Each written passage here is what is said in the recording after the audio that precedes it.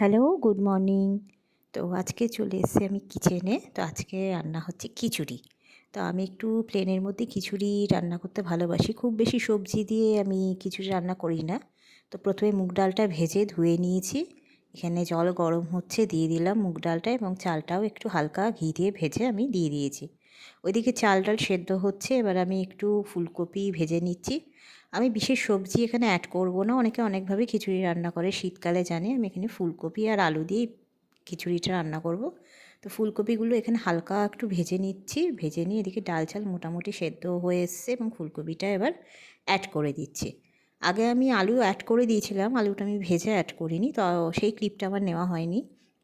এখানে ফুলকপিটা ভেজে অ্যাড করে দিচ্ছি আর একটু কাঁচা লঙ্কা দিয়েছি আর নুন হলুদ মিষ্টি যেরকম চিনি যে যার স্বাদ পরিমাণ মতো তো যেভাবে দেয় সেভাবে অ্যাড করা আছে। এবার একটা ফোড়ন প্রিপেয়ার করে নিচ্ছি, তেলে একটু শুকনো লঙ্কা তেজপাতা ভেজে নিচ্ছি, নিয়ে এর মধ্যে একটু গোটা জিরে আর হিং ফোড়ন দেব।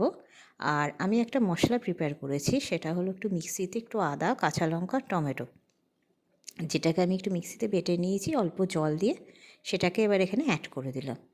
ব্যাস আর কিছুই না, একটু নুন আর একটু সামান্য হলুদ দিয়ে, নুনটা তুমি পুরো বুঝেই দেবে, দিয়ে একটু হালকা একটু ভেজে নিয়ে এবার আমি খিচুড়ির মধ্যে লাস্টে এটা অ্যাড করে দেবো। এখানে আমার ডাল চাল খিচুড়ি একদম রেডি, লাস্টে ফোড়নটা জাস্ট অ্যাড করে দিলাম। আর হ্যাঁ, আমি একটু কড়াইশুঁটি দিতে ভুলে গেছিলাম, সেটাও আমি লাস্টে অ্যাড করে দিলাম।